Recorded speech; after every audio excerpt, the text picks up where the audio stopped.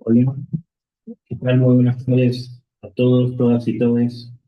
Es un orgullo estar en esta primera clase de la diplomatura universitaria en formación para la integración regional latinoamericana. En esta primera clase vamos a tener al querido compañero Carlos Raimundi.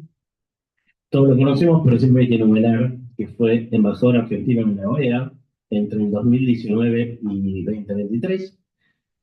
Y para su cierre de mandato como embajador, tuvo un discurso que es absolutamente loable y replicable y un ejemplo de lo que hay que decir ahí.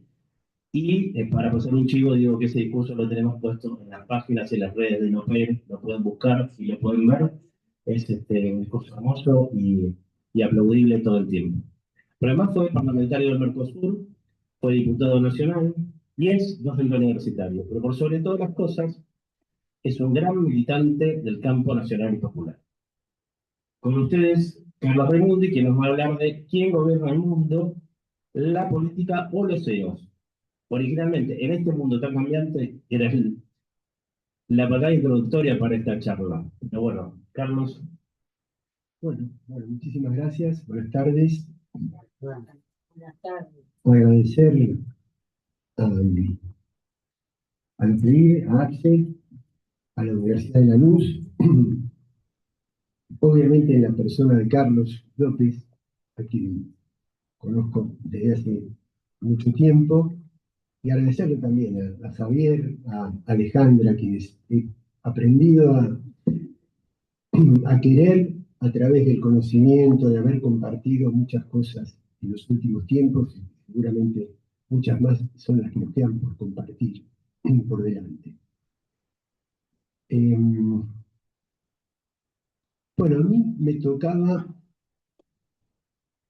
originalmente, en el programa original de la diplomatura, me tocaba para 2 o 3 semanas más adelante, pero después hubo que modificar, nos tocó hoy, este, y bueno, vamos a tomar la apuesta, porque imagínense explicar el mundo hoy, ¿sí? Cómo están las cosas.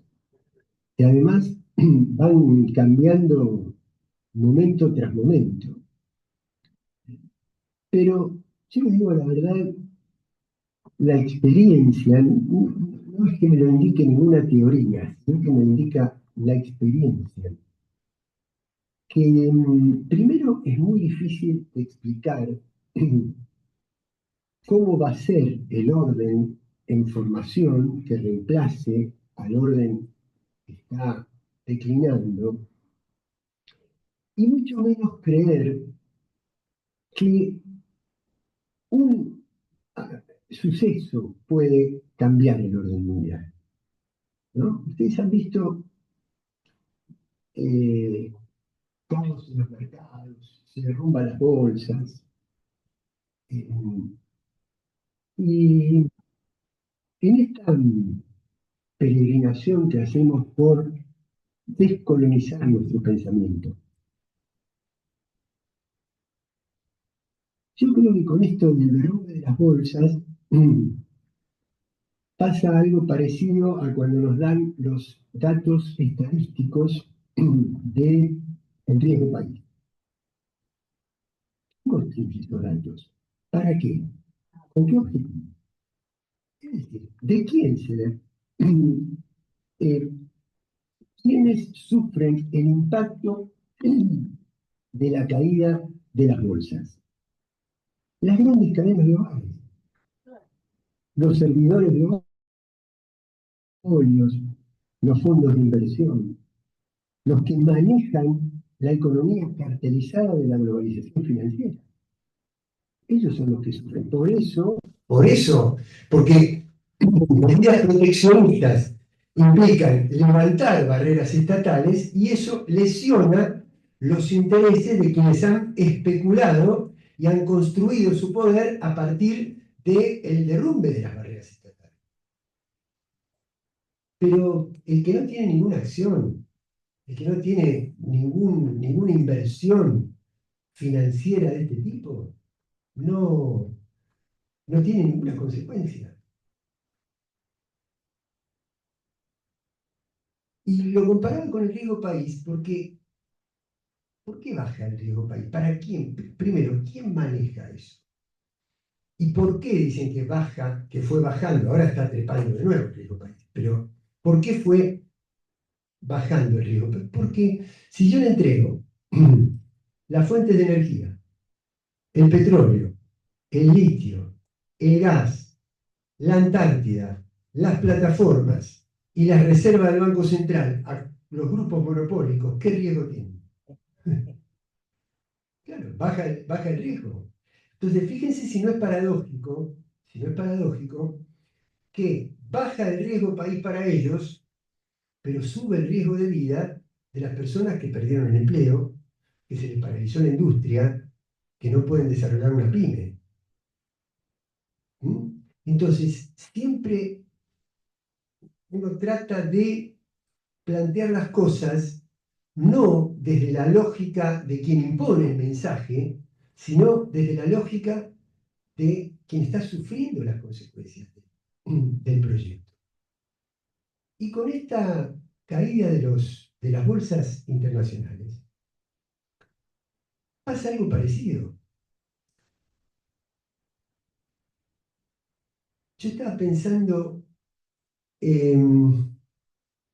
cuando se encarece el comercio mundial. Se encarece el comercio mundial. Va a haber inflación a nivel mundial. Pero ninguna de estas medidas, ni las bravuconadas iniciales de Trump, ni la amenaza de anexar Canadá, ni la compra de Groenlandia, donde fue abucheado y fue expulsado prácticamente el enviado que mandó a Groenlandia para conversar con las autoridades locales.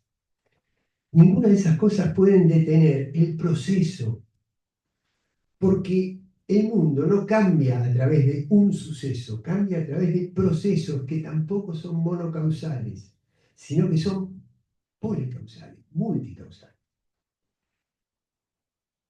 China contesta a una política arancelaria con otra política arancelaria, pero sinceramente, China, que desde los últimos 30 años en adelante viene ganando la batalla de las rutas polimodales de comunicación, de la infraestructura de los puertos, de los acuerdos de inversión, de las relaciones comerciales, de los bancos regionales, de las obras de infraestructura, de las nuevas tecnologías, de los nuevos materiales. Cuando quisieron hacer la guerra por el 5G y detuvieron a la CEO de Huawei, Huawei ganó la guerra esa de la quinta generación y ahora tuvieron la guerra de la inteligencia artificial con DeepSeek y demuestran que ya está al alcance de los estudiantes que yo tengo en la facultad, con una rapidez, con una contundencia, inclusive con un trato más amigable, etc. Entonces, China responde una política arancelaria porque su comunicado oficial dice nosotros no creamos problemas, pero no le tenemos miedo a los problemas y por lo tanto los enfrenta. Pero si el mercado chino se le encarece un mercado donde colocar sus productos, incrementa un poquito el poder adquisitivo de su población y tiene el mercado interno. Y tiene el bloque asiático que está en ascenso. Y tiene todo lo que está haciendo en África, muchas de las cosas a través de obras de infraestructura de Rusia. Y tiene, yo siempre pongo el ejemplo de que entre los distintos gobiernos de los Estados Unidos, que tienen problemas entre sí, pero que siguen una línea proimperialista por distintos caminos, pero siempre proimperialista, siempre imperialista. La distancia que hay entre los gobiernos de Estados Unidos y el gobierno de Cuba, el gobierno socialista de Cuba, es la misma distancia ideológica que hay entre el gobierno socialista de China y el gobierno de derecha de Dina Boluarte en Perú. Pero mientras la semana pasada Marcos Rubio, en un comunicado oficial, dice vamos a llevar el sufrimiento del pueblo cubano al extremo con el bloqueo y con nuevas medidas que incrementan todavía las que ya se habían dictado en la primera presidencia de Trump y las había mantenido Biden, el gobierno de China construye un megapuerto en Perú para modificar toda la estructura comercial del Pacífico con América Latina, y en este momento acaba de iniciar una inversión de 6.000 millones de dólares para un tren bala transfronterizo a escala regional. Por eso está ganada la guerra, no por los aranceles. Los aranceles son una medida de último recurso que son como el recurso al FMI, son una expresión de debilidad, no son una expresión de fortaleza, son una expresión del derrumbe. Y no van a poder parar el derrumbe, porque el derrumbe se viene gestando desde hace muchos años. Y al final quiero retomar esto para sacar la conclusión. Pero esto fue un pequeño paneo de la realidad de estas horas, porque uno no se puede sustraer a eso, pero sí plantear, como esto es una diplomatura y tenemos que darle cierto corte académico, además, está patrocinada por una universidad muy importante, como la Universidad de Lanús. Yo no voy a dividir la conversación mía en 4 movimientos, como hizo Víctor Hugo. Yo soy un poco más, porque además él es un amante de la ópera, yo estoy más en un rango más popular. Uno a primera vista, si yo tuviera que titular con una canción, diría Canción para mi muerte. Pero como uno es un militante político y es un animal político, de eso que parece tan oscuro, de ahí sale la luz, diría Holderlin. Pero brevemente una cronología, porque ustedes vieron que está de moda hablar de que estamos pasando de un mundo unipolar a un mundo multipolar, ¿no? Bueno, ¿qué queremos decir con todo eso? ¿De dónde viene todo eso? Vamos a poner un parámetro histórico, un límite histórico para no irnos demasiado atrás. Pero cuando el ejército rojo, para ustedes de acá, le pone límites a la expansión del nazismo a costa de entre 25 y 30 millones de personas muertas, y libera del nazismo a la parte oriental de Europa, y a partir de la intervención en Normandía en el año 44, los Estados Unidos lideran la liberación del nazismo de la parte occidental de Europa, queda dividida Alemania, queda dividida Europa, después se divide Berlín en el año 61 y queda dividido el mundo. Hay una etapa, ahora recuerdo, yo no sé si Carlos alguna vez habrá estado en una sala del Congreso, no es una sala grande, donde hay una etapa de Clarín del año 45, donde dice, se reúne el canciller ruso con el secretario de Estado de América, de Estados Unidos de América, para repartirse el mundo. Tapa de Clarín, que recién empezaba, porque Clarín es de ese año, creo, se fundó más o menos en ese año. Esa era la lectura, por eso que estoy describiendo la bipolaridad. Pero la bipolaridad, que después se le da el nombre de Guerra Fría, conflicto este-oeste, distintas acepciones,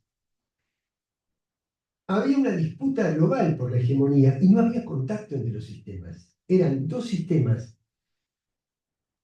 El modo de producción industrial no era diferente, es decir, la cadena de montaje de una fábrica en Detroit no era diferente de una en San Petersburgo.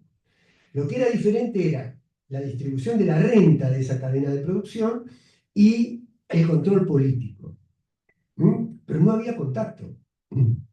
Ahora, cuando, al cabo de esa disputa, porque tampoco voy a hacer una historia, uno de los dos polos derrota al otro, no hay síntesis. Por eso, en eso se funda el título de esa obra de Fukuyama del fin de la historia, porque él dice, no es que terminó la historia en términos de concatenación de acontecimientos sociales cronológicamente. No, eso nunca termina. Lo que termina es la interpretación dialéctica hegeliana de la historia. Tesis, antítesis, síntesis. ¿Por qué? Porque hay uno, por ejemplo, en la crisis del año 29, hay elementos del capitalismo, Keynes le agrega intervención estatal, saca una receta heterodoxa y surge de una síntesis la salida de la crisis del 29. Pero de aquí no, aquí fue derrota, fue tomo el espacio que antes ocupaba mi enemigo y hay un solo espacio a nivel mundial.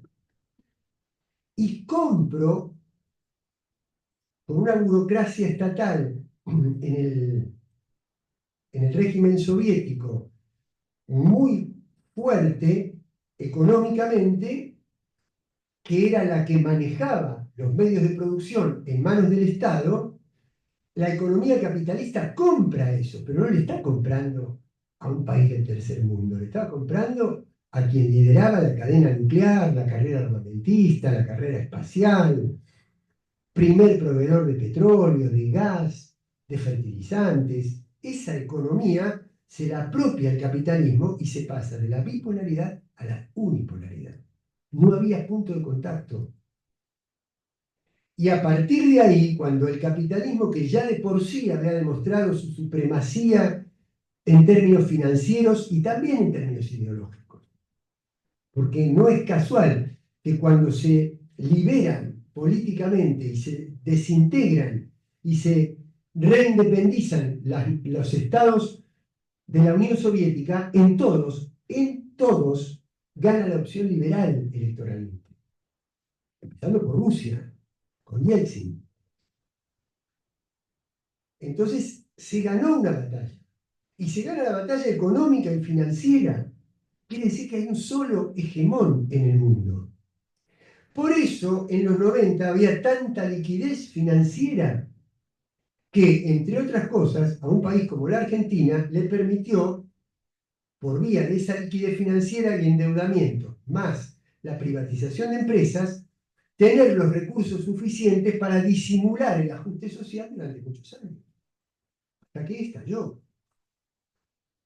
Eso es lo que no se puede repetir en este momento, pero por la sencilla razón de que la economía de los Estados Unidos está mirando hacia adentro, no hacia afuera. No hay excedente financiero como lo había en los años 90, en un momento de la unipolaridad, que curiosamente convive con el multilateralismo.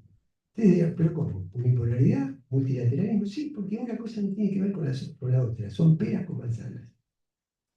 ¿Por qué? Porque el multilateralismo es la formación o el desarrollo de organizaciones conformadas por múltiples estados, pero cuando el poder viene de uno solo de los estados, supongan, la OMC, Organización Mundial del Comercio, que es una institución de los años 90, porque es el reciclamiento del anterior acuerdo de aranceles y tarifas, el GATT, se conforma la OMC, una organización universal, a la cual después China, inclusive en los 2000, a principios de los 2000, pide ingresar, para que mientras previamente a que le declararon la economía de mercado, el propio gobierno de Estados Unidos. Es un organismo multilateral, pero hay una supremacía tan grande de la potencia hegemónica que lo que hace el multilateralismo es revestir, recubrir de un barniz de pluralismo multinacional la voluntad del que manda. Yo no estoy diciendo con esto que el multilateralismo no sirve. Lo que digo es que el multilateralismo es más auténtico si es producto de una multipolaridad. Porque si no hay multipolaridad, a mí me tocó estar en la OEA. Si hay un país que financia el 60% de un organismo y tiene el 80% del PBI de toda la región, ¿de qué me sirve tener un estatuto que diga cada país tiene un voto? Entonces no seamos hipócritas. Así que hay multilateralismo, pero hay unipolaridad. De todas maneras, si ustedes me permiten, tanto en el momento de la bipolaridad, conflicto este-oeste, como el de la unipolaridad, el verdadero problema del mundo, y por eso estalla a principios de los 2000, era el conflicto norte-sur, no el conflicto oeste. Porque la relación de dependencia, la relación de endeudamiento, la relación de subordinación militar de los países de Europa Oriental respecto del estalinismo era muy similar a la relación de subordinación que tenían los países de América Latina respecto del imperialismo estadounidense. Porque el verdadero conflicto era otro. Y por eso después estalla primero la crisis del tequila, inmediatamente después del acuerdo comercial, después la crisis en Malasia en 1997, Brasil y Rusia en 1999, ahí llega Putin y vuelve el Estado ruso a fortalecerse, y la crisis del año 2001 en Argentina, que es quizá la que pone más en crisis el sistema, porque Argentina salió del sistema financiero. Cuando no puede pagar la deuda, entra en default, sale del sistema financiero. Y ahí lo que el sistema financiero internacional no podía tolerar, por eso se le perdona a la Argentina esa salida. Porque lo que no podía tolerar el sistema es que un país saliera del sistema y al mismo tiempo creciera. Por lo tanto, había que mantenerlo adentro, porque si no había crisis de legitimidad fundante del sistema. Fue por eso que no se la dejó salir a Grecia en el año 2015. Porque no tanto por las consecuencias en la contabilidad del Fondo Monetario o de la Unión Europea que hubiera tenido Grecia dentro, Grecia fuera, por el ejemplo. Lo que no se podía tolerar era el ejemplo. Por eso siempre yo le ponía, cuando describía la bipolaridad a mis estudiantes, siempre les digo, bueno, muy bien, ¿en cuál de los dos polos está Bélgica? ¿En cuál está Estados Unidos? Entonces me dicen Occidente, Occidente. Bueno, ¿en cuál está Paraguay? Occidente. Bueno, ¿qué tiene que ver Paraguay con Bélgica? Esa no era la verdad. ¿Por qué digo esto? Porque lo vamos a retomar después. Porque tanto en la bipolaridad como en la unipolaridad, lo que no estaba resuelto era el problema de la injusticia en el mundo, de la construcción de un mundo esencialmente injusto. Pero además, ¿por qué digo esto? ¿Por qué hago esta referencia histórica? Porque los Estados Unidos, y cuando digo los Estados Unidos, porque un obrero salvadoreño de la construcción o un afrodescendiente que trabaja que atiende una empresa, una casa de hamburguesas, también son los Estados Unidos. Y sin embargo, el anglosajón tradicional vive un Estados Unidos y estos otros fragmentos sociales, entre los cuales está cada vez más estructurada la sociedad estamentalizada, digamos, la sociedad de los Estados Unidos, viven en mundos completamente distintos y los dos son el mismo país.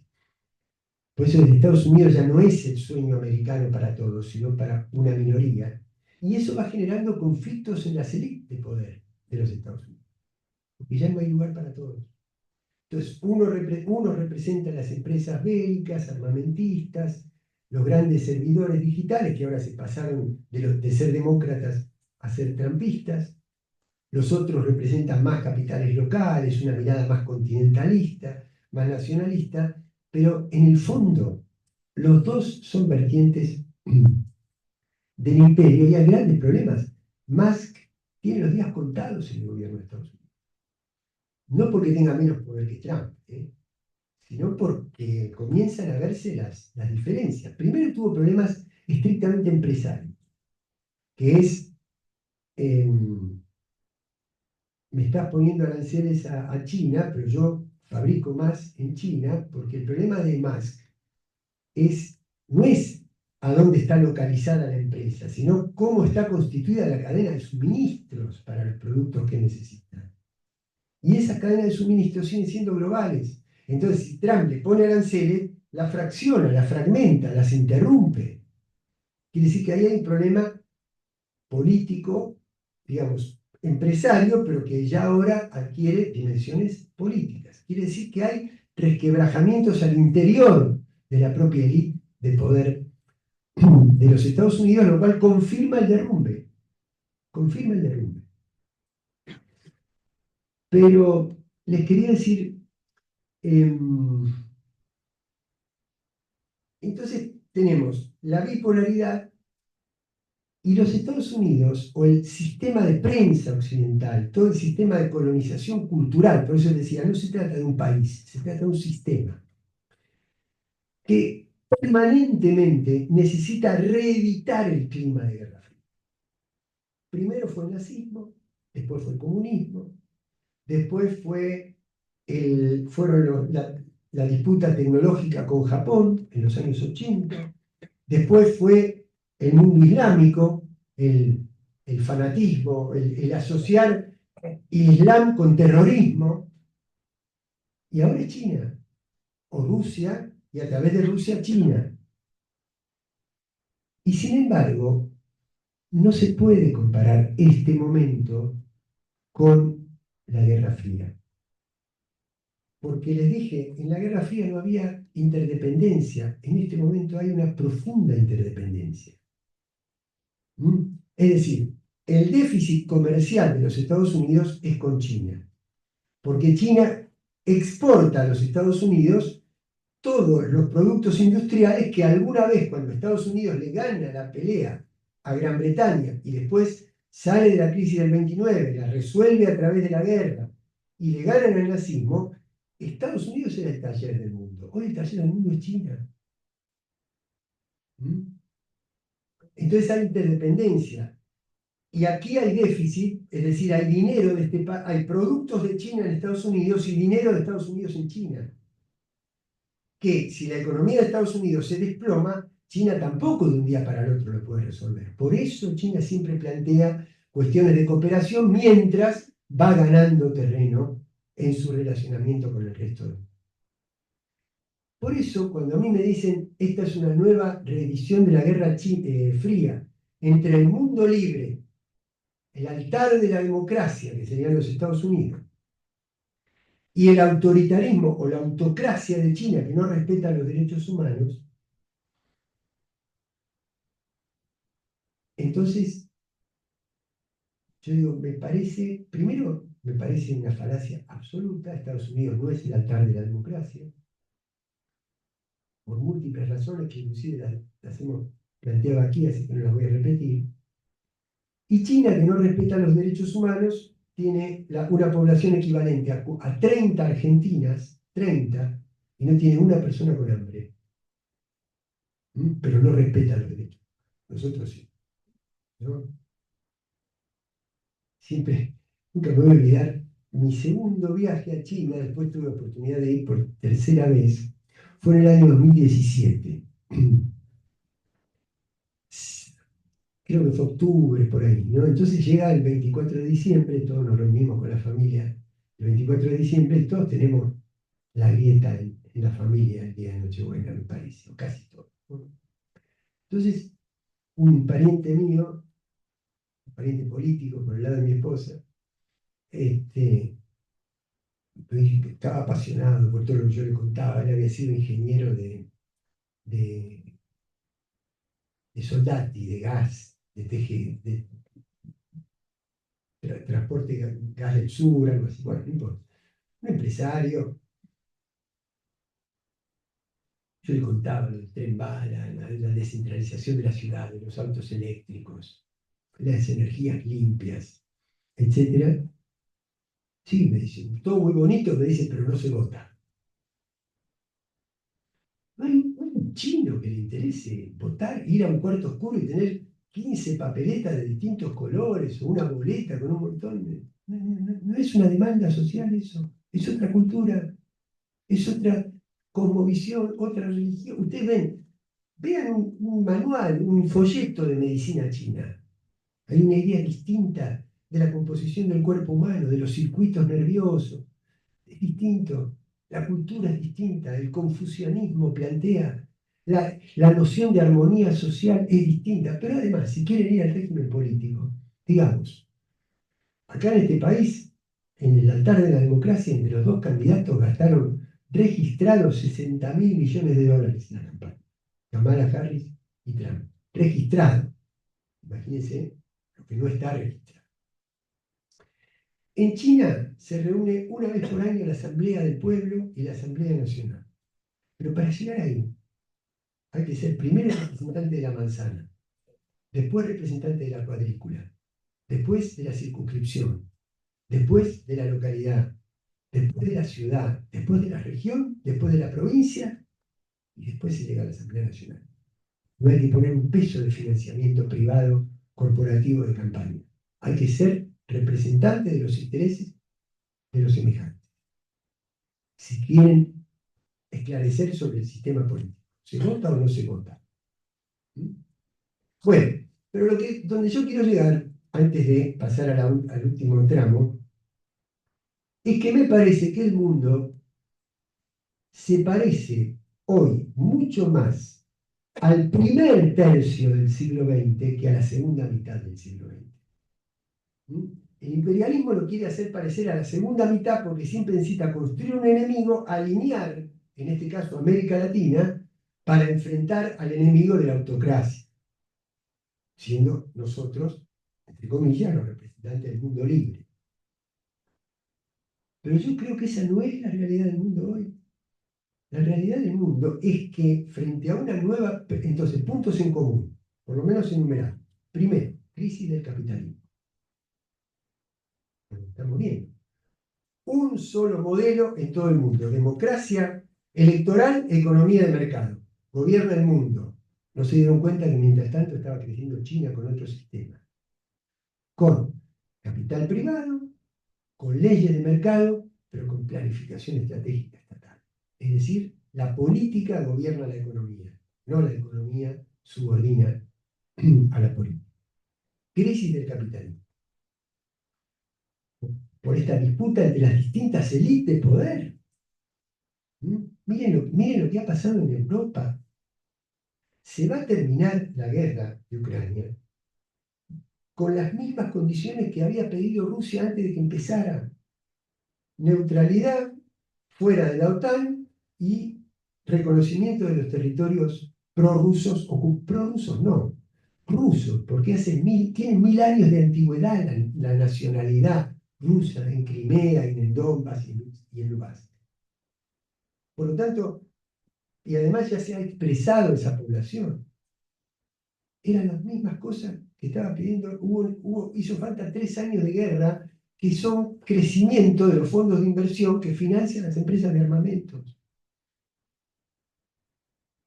Volarle el gasoducto Nord Stream a Alemania, darle energía cara, obligar a Europa a que tenga inflación interna e incremente su presupuesto militar, presión de los sectores sociales, crisis de los gobiernos de los países que lideraron esa estrategia rusofóbica, y ahora le hacen hacer el ridículo a Zelensky y además le dicen: yo te voy a garantizar la paz, pero te voy a reconstruir con mis empresas Ucrania y necesito financiar todas las recursos de tierras raras y de fertilizantes que tiene Ucrania. Crisis del capitalismo, porque Europa era el otro gran bastión del capitalismo. Japón era el otro, se acaba de reunir junto con Corea del Sur, con China, para defenderse en conjunto de los aranceles de Trump. Crisis del capitalismo. Por lo tanto, crisis de los sistemas políticos. Yo creo que en este momento la única excepción que confirma la regla de la crisis de representatividad de la democracia es México. Ustedes van a México y en México no hay gente que cuestiona, al contrario, van a reforzar la democracia en junio con la votación de todos los jueces desde la Corte Suprema para abajo, hasta los tribunales locales. Por lo tanto, hay que cuidar ese bastión. Pero en el resto de los países, aún en donde funciona, aún donde ganan opciones progresistas, tampoco hay enamoramiento del sistema político. Se sabe que es un sistema político que está mucho más sometido a las presiones del poder que a la voluntad popular. ¿Mm?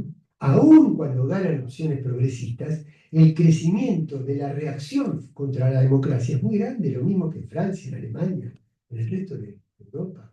En Occidente, estamos hablando de Occidente, crisis del capitalismo, crisis del orden mundial, crisis del sistema del derecho internacional, pero por una razón muy sencilla. Porque el derecho internacional está creado en su naturaleza misma para construir un orden justo. Y con este derecho internacional el mundo fue a condiciones cada vez más injustas. No es tan difícil. Exceso de trabajadores sobreexplotados, exceso de personas desocupadas. Exceso de personas con hambre, exceso de personas obesas.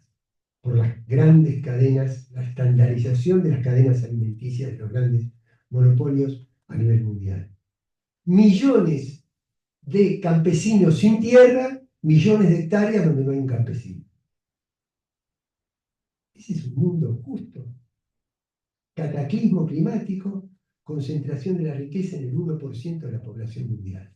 Absolutamente irracional. En algún momento tenía que estallar eso. Y esperemos que no que la manera de estallar sea la guerra comercial y no la guerra armada, como fue en otros momentos de cambio de paradigma en el mundo. Por lo tanto, cuando uno suma todos estos elementos, es decir, y cuando eso después resquebraja al interior los sistemas de poder dentro mismo del capitalismo dominante hasta ahora, no hay lugar para todos. Entonces, ¿qué surge? El discurso supremacista, el discurso racial. Qué manual. Pero eso es parecido a la primera parte del siglo XX, no a la segunda mitad, donde nos quiere llevar la prensa internacional para alinearnos detrás del altar de la democracia. ¿Mm? Pero ahora voy a terminar con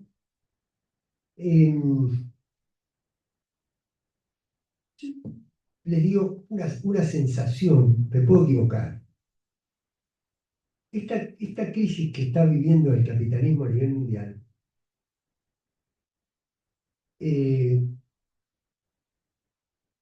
nos puede afectar a nosotros. Miren, voy a responder lo mismo que respondía, y está archivado eso, cuando hacíamos las charlas virtuales en la etapa de la pandemia. Depende. ¿De qué depende? Como siempre, por eso vuelvo al principio. Depende de la política. Por eso soy un animal político. Y por eso, cuando parece que está cerca la muerte, si la política actúa, convierte el círculo vicioso en un círculo virtuoso. Entonces, se me ocurre, si hay proteccionismo, si suben los aranceles, hay inflación mundial, se encarece el comercio internacional, pero al caer las bolsas baja el crudo. Está bien, puede bajar parte de las exportaciones de la Argentina, pero también baja la fuente de energía para la producción interna, para la producción industrial. Baja el crudo. Si tengo política industrial es un oasis. ¿Mm? Baja el gas, un oasis, pero tengo que tener industria donde aplicar el superávit energético. Se cortan las cadenas universales de valor que estandarizan y monopolizan y cartelizan la economía y son generadoras de inflación mundial. Pero como la generan ellos, no se nota. No la hacen notar. Bueno, pero si nosotros cuántos años hace que estamos bregando por cadenas de valor más cortas, por cadenas de suministro localizadas, regionales, que además contribuyen a la descontaminación del ambiente. Porque por cada unidad de producción que yo establezco en una cadena corta de valor, reduzco la cantidad de energía que se demanda para esa unidad final de producción. Podríamos hacer cuentas estadísticas, pero conceptualmente es eso. ¿Mm? El productor que le manda a la multinacional, el multinacional le manda la leche envasada 10 veces más precio a la misma leche que produjo el papá del nene que está tomando la leche envasada. Si eso lo puedo hacer a 10 kilómetros y además construyo una economía a escala humana, democratizo el poder económico. Entonces, esto que es escandalizante podría ser una oportunidad si un país y un núcleo de países en una región como América Latina decidieran tener políticas de desarrollo industrial autónomo. Por lo tanto, esta crisis es la debacle, es el acabose, no es el acabose, depende de la política. Depende de la política. Y nos encuentra, entonces, mercados regionales, cadenas más cortas de valor, acuerdos comerciales con nuestros socios. Gran oportunidad para sustituir importaciones, se encarece la importación, se sustituye la importación, ¿con qué? Con desarrollo industrial. Bajan los costos internos, sube el salario, tenemos mercado interno para el consumo y tenemos un círculo virtuoso para la Argentina. Ahora, ¿cómo nos encuentra? Nos encuentra en una profunda crisis institucional. Lo que ha pasado con el sistema judicial es el non plus ultra, digamos, pero bueno, no, me arrepiento, porque siempre va a haber algo más. Siempre va a haber algo más. Entonces tenemos un parlamento que funciona y un presidente que designa dos jueces por decreto. La Corte le toma juramento a uno, no al otro, pero no porque no le quiera tomar juramento, sino porque le dice, bueno, podés ser a la vez juez de Cámara, juez federal y juez de la Corte. Si querés ser juez de la Corte, renuncia, muy bien. Que por ahí más vivo que el otro, dijo, no renuncio. Entonces le toma juramento al otro, asume el otro, y el Senado no le da. Y el ministro de gobierno dice, no me importa lo que dice el Senado. El ministro de gobierno no, el jefe de ministros. Dice, no me importa lo que dice el Senado. Pero el juez renuncia. El juez que había dicho, yo no dije que nunca iba a acceder por decreto. Lo dije hace 10 años, pero ahora, como hay una corte nada más que de 3, y eso no puede suceder, una corte que tiene atrasadas 60.000 causas. Imagínense la diferencia entre una corte de 3 y una corte de 4, cuando tendría que haber 20 en la corte. Por salas, bueno, ese es otro tema. Bueno, pero además, la inminencia de la proscripción política de Cristina. Entonces, caos absoluto en la justicia. Una de las cosas más terribles que nos puede haber pasado es lo que dijo el presidente el día 2 de abril. Porque si yo soy el reino, imagínense si un primer ministro británico dijera, la verdad que las Malvinas, ¿por qué no podrían ser argentinas, como dicen los argentinos? Bueno, lo que hizo él. Es el presidente. Si yo soy del Reino Unido, en la diplomacia internacional, paso a mostrar eso en todos lados. Miren, no lo dije ni yo, ni los isleños, lo dijo el presidente. Por eso yo creo, además de que hay que fortalecer los pedidos de juicio político, hay que hacer un trabajo institucional en los bloques legislativos, en las cámaras, en las legislaturas provinciales, en los municipios, en todos lados, para que se cubra ese vacío diplomático que dejó el discurso del presidente. Pero no lo digo por el sueño malvinense, ni solamente, aún cuando eso ya eso es una causa en sí misma. No lo digo solamente por la sangre de los caídos. Lo digo porque el Reino Unido está construyendo un puerto de aguas profundas y una plataforma offshore, además de la base de Ushuaia, además de la base militar en Puerto Argentino y la proyección antártica. Cuando el avance tecnológico es irreversible, se necesita agua para enfriar el calor producido por las nuevas fuentes, las nuevas demandas de energía, y por eso la guerra del Ártico y la guerra de la Antártida. Eso está en juego. Eso está en juego. Y lo último es lo del FMI. Es decir, todos sabemos que cuando un país recurre al FMI es porque está en el extremo de su debilidad financiera. financiera.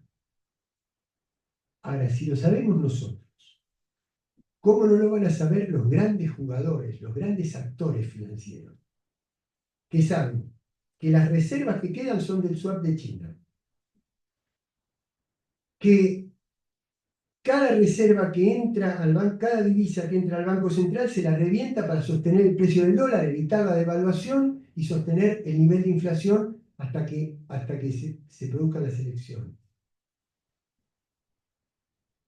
Entonces, frente a esa debilidad y un presidente que dice esto de Malvinas, a las 2 horas se toma un avión, se va a Miami para sacarse una foto con Trump, creyendo que le iba a pasar lo mismo que hizo Trump con Macri, que fue darle el crédito para lograr estabilizar el dólar hasta la elección. Bueno, ni la foto, no el crédito, ni la foto. Si esto lo vemos nosotros, pero porque está ahí, esto no es tengo mi interpretación ideológica, pero son datos, está ahí. Si lo vemos nosotros, ¿ustedes creen que los fondos de inversión que se enriquecieron con el carry trade y se llevaron todas las divisas del Banco Central no lo saben? Claro que lo saben. Y como lo saben, en el momento que ellos decidan, vuelven al dólar, se llevan las divisas, cae la burbuja porque estalla, se devalúa y sube la inflación. Y entonces, al malestar social que se está gestando, que no sé si lo más apropiado que lo diga en un sindicato esto, pero yo creo que hay algún que otro dirigente sindical que se sentiría más cómodo negociando la reforma laboral con Milei que llamando a un paro general. Si llaman a un paro general es porque están notando que abajo algo está pasando. Si las hinchadas de fútbol se juntan con la protesta de los jubilados es porque algo por abajo se está gestando. Entonces, cuando el proceso de malestar social y el proceso de inestabilidad macroeconómica se juntan, ahí es el punto de inflexión de la crisis. Y ahí es donde la dirigencia política del movimiento nacional y popular debería estar a la altura de las circunstancias. Debería estar a la altura de las circunstancias. Y debería tener un mensaje que diga, por ejemplo, señores del Fondo Monetario Internacional, ustedes le quieren prestar plata a la Argentina, préstensela. Pero sepan que el primer día que llegamos nosotros, repudiamos esa deuda por ilegítima y la va a cobrar Magoya. Y con Malvinas lo mismo. Y con el comercio exterior lo mismo. Y con el Banco Central lo mismo. Porque no son solo los dólares de las exportaciones. Son los dólares que hay que recapturar de la riqueza que está dentro del país. Los dólares de las exenciones de Galperín, de la prefinanciación de los exportadores, de los subsidios a la energía y el transporte y el combustible de los grandes monopolios. Es la renta de la hidrovía. Esa renta hay que capturar. Y alguien me podría decir, llegás a hacer eso y no duras ni 15 minutos porque tenés desabastecimiento, porque tenés crisis. Y ahí está la lectura que hay que hacer del mundo. Eso no lo pudo hacer Grecia en el 2015, porque no había alternativa geopolítica. Hoy hay alternativa geopolítica. Hoy hay alternativa geopolítica, por eso está cambiando el mundo, porque se está cayendo un sistema, pero está creciendo otro. Y es ahí donde hay que, no alinearse, sino insertarse. ¿Mm? Como bloque regional y como país soberano. Bueno, estas son las cositas que tenía ganas de decir en esta clase, por eso Antes de que termines, agradezco. en ese sentido, porque entre las cosas que habías tirado como apuntes previos a la charla, hay una que es muy interesante, que es en este mismo sentido, esa inserción en ese bloque y cómo estaríamos hoy con el tema de los BRICS, que es algo que habías marcado como importante, o sea, estaríamos para otro lado, porque hablabas también de el eje anglosajón del capitalismo financiero, ¿no? Esta cosa de rapiña y saqueo sobre los países, y del otro lado un mundo asiático de producción.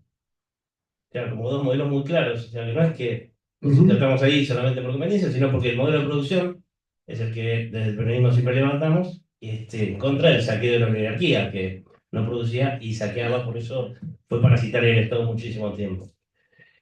Bueno, lo que pasa es que mm, parece como redundante decirlo, pero los ejes de la política exterior de Milei han sido, no tengo calificativo, de lo catastrófico que han sido. No, pero de verdad, porque es muy serio y muy grave. Porque la Argentina hoy tendría que estar en los BRICS. Y por eso, cuando el gobierno nacional decide quitar a la Argentina de los BRICS, es que hay que ocupar todos los espacios subnacionales de vinculación. Provincias, municipios, sindicatos, partidos políticos, institutos de formación, que llenen ese vacío. Nunca se va a llenar el vacío que representa el gobierno nacional, pero por lo menos se mantienen espacios y se hace control de daño. Control de daño. Por eso no se puede tener ninguna mezquindad. Por eso, si a algún intendente se le ocurre que alguien le arme una misión comercial en China, tiene que ser una misión de un conjunto de intendentes, no de uno. Y así sucesivamente hay que mantener ese vínculo lo más institucional posible. Lo mismo con los BRICS. El segundo eje fue quebrar la unidad latinoamericana de integración. Y el tercero, que está en el fondo de todo el proyecto de Milei, es quebrar la estatalidad. Él cuando dice, yo quiero destruir el Estado, no se está refiriendo solo al Estado argentino, se está refiriendo a la figura del Estado, porque el modelo del anarcocapitalismo es el gobierno de CEOs. Por eso era el título de la charla. Porque él primero quiebra la estatalidad en, en Argentina, pero cuando él confronta con Gustavo Petro, con Lula, con López Obrador en su momento, eh, después cruza el Atlántico y va a España y se enfrenta con el presidente de España. Y en el interín de todo eso, tiene dos discursos en Davos y uno en Naciones Unidas donde le dice al mundo que es comunista, que todo el mundo es comunista. ¿Qué es lo que está haciendo? Utilizando un altavoz para quebrar la estatalidad, no solo argentina, sino la estatalidad como figura política. Este viernes, dentro de 3 días, sale un libro de Claxo, que es un compilado, pero que además se puede descargar gratuitamente en la plataforma digital de Claxo, que es justamente cómo debería relacionarse América Latina en esta disputa entre China y Estados Unidos. Cuando todavía todas estas cosas no habían aparecido, pero hay una esencia de ese libro que hay que mantener. Y es justamente es la diferencia no entre dos países, sino entre dos sistemas. Es o los CEOs asumen la gobernanza global por el poder que han acumulado, o la política mantiene el disciplinamiento de la economía. Eso es lo que está en disputa. Eso es lo que está en disputa a nivel nacional, a nivel regional y a nivel universal. Tengo una preguntita más antes de que termine, que es la siguiente que sea en el chat, que es si está clara la situación crítica de la economía argentina, cosa que sabemos. Como también saben los inversores de Carry Trade, ¿cómo se explica el apoyo de los empresarios argentinos? Bueno, pero Claro. los empresarios argentinos han tenido un comportamiento muy particular históricamente, ¿no? Ya Aldo Ferrer hablaba de la densidad nacional y hablaba de la carencia de una burguesía nacional que disputa ingresos con el movimiento obrero, pero que genera ingresos propios. Pero aquí la burguesía está externalizada, es decir, depende de las cadenas internacionales. Entonces, el destino de la burguesía nacional no está atado al desarrollo nacional, sino al desarrollo de las externalidades económicas y financieras que tienen. Entonces, eso genera un comportamiento. Y después también hay una especie de... Es lo que yo se lo he escuchado a Cristina y se lo he escuchado a Jorge Alemán. La hipérbole argentina. Es decir, cómo Argentina las grandes tendencias mundiales las estira, ¿no? Y le da una particularidad a Argentina, las buenas y las malas. Las buenas y las malas. En este sentido, el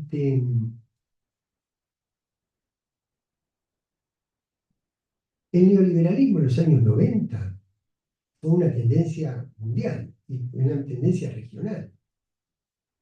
En Brasil, Fernando Henrique Cardoso, uno de los autores de la teoría de la dependencia, fue presidente neoliberal, pero no privatizó Petrobras, no privatizó la Agencia Nacional de Telecomunicaciones, no privatizó las empresas de construcción de aviones, Embraer, ¿no?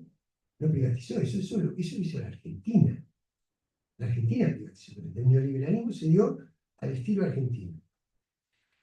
El plan Cóndor en la dictadura fue un plan regional, pero en ningún lugar se dio con la magnitud y con el salvajismo, con la que se dio en Argentina. Yo no sé si en otro país del mundo alguien se hubiera creído durante 11 años que un peso valía lo mismo que un dólar. O que durante 45 días una sociedad se habrá creído que un país como la Argentina le podía ganar una guerra a la Armada Real y a la OTAN. Que la Armada Real porque es más legendaria todavía. Y los argentinos lo hicimos. Entonces los argentinos somos las dos cosas, porque también de este lado voy a poner lo que he podido comprobar inclusive viviendo fuera del país y teniendo contacto con muchos otros países latinoamericanos, de la influencia cultural que tiene la Argentina, lo que representa el cine argentino, la cultura argentina, la literatura argentina, el deporte argentino, para no caer exclusivamente en las personalidades, ¿eh? Porque todo eso se expresa en premios Nobel, se expresa, nos guste ideológicamente o no, se expresa en Borges, se expresa en Evita, se expresa en el Che, se expresa en Diego, se expresa en Francisco. La Argentina, pero además, la Argentina, por la tragedia vivida, en la Argentina, en todos los lugares de América Latina, la cuestión de los derechos humanos es importante, el mundo progresista se apropia, pero la fuente es intelectual o académica. En Argentina nace de la raíz del pueblo, porque es la madre, es la abuela, es el hijo, es el familiar, es el hermano, es el compañero, es el pueblo. Y de ahí logramos insertar en el mundo la doctrina de los crímenes de lesa humanidad. Entonces, la Argentina es las dos cosas. Y terminaría con esto. La Argentina, que logró construir con el tiempo el concepto dictadura cívico-militar, porque cuando termina la dictadura, nosotros gritábamos, se va a acabar la dictadura militar. Con el tiempo nos dimos cuenta, por lo menos yo creo así, que no fue Videla el que necesitaba un ministro de Economía, sino que fue Martínez de Oz. Cuando uno detecta por todo el proceso de los juicios y del esclarecimiento de la memoria histórica y de la verdad, los grupos de tarea ideológica y las agencias de delación de trabajadores que tenían las empresas, esos no eran los militares, eran los gerentes y los encargados de las empresas que tenían que delatar. Entonces no fue Videla el que necesitaba un ministro de Economía, era Martínez de Oz el que necesitaba un genocida para aplicar el plan. Entonces, y nosotros le dijimos nunca más, aún con el negacionismo, aún con todo el retroceso que estamos sufriendo hoy, le dijimos nunca más a la parte militar de la dictadura. Falta que le digamos nunca más a la parte cívica de la dictadura, al proyecto económico-social que está detrás. que no, en esta vez no es con campos de concentración, es de otra manera, pero es el mismo proyecto. El día que le digamos que no como sociedad a eso, vamos a tener un comportamiento, es que vamos a tener un comportamiento empresario y de todos los estamentos de la sociedad diferentes. Por eso digo que me parece, y por eso lucho, y sé, imagínense, compañero, yo pude ser varias veces diputado por la provincia de Buenos Aires, y no era porque analizaba la política arancelaria de los Estados Unidos, ¿sí? Era porque teníamos una militancia de base territorial muy fuerte. Entonces, yo sé lo que pasa, ¿eh? No es que ignore lo que pasa, no es que sea un romántico ni nada, pero me parece que el movimiento nacional dice primero la patria. Entonces, el mensaje que tenemos que dar es para reconstruir la patria, no para otras necesidades subalternas que sé que existen, pero que son en parte lo que hicieron que nosotros interrumpiéramos el discurso con nuestra sociedad. Y lo tenemos que recuperar dándole un mensaje de futuro. Porque la otra cosa que tiene la Argentina y no tiene ningún otro país del mundo, ningún otro país del mundo, primero, en ningún otro país del mundo, domingo a domingo no puede juntarse la hinchada visitante con la hinchada local de los equipos. Pero cuando hay una selección nacional que enamora, salen 8 millones de personas a la calle en todo el país, y el de River se abraza con el de Boca, el de Estudiantes con el de Gimnasia y el de Newell's con el de Central. Ese es el mensaje que la dirigencia política tiene, que es hablarle a la hinchada visitante, ¿no? Construir la selección nacional y enamorar con un gran proyecto de futuro y esperanzador. Ese es el mensaje que creo que humildemente, si quiere recuperar el diálogo con la sociedad, el movimiento nacional y popular tiene que dar, por encima de cualquier otra cosa. Muchas gracias.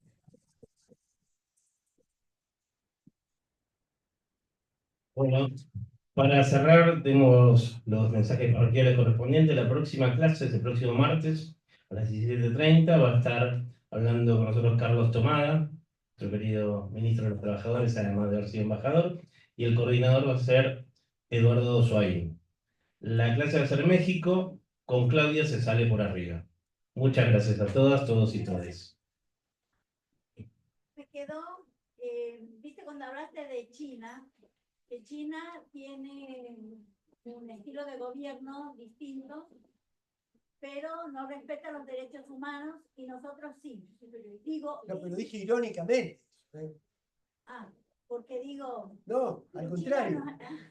Lo dije irónicamente, dije un país. ¿Cómo se le puede decir a un país que no respeta los derechos humanos si en los últimos 30 años pudo sacar a 600 millones de seres humanos de la pobreza? Y nosotros no podemos sacar ni lo que tenemos, siendo el país de los alimentos. Gracias. Sí.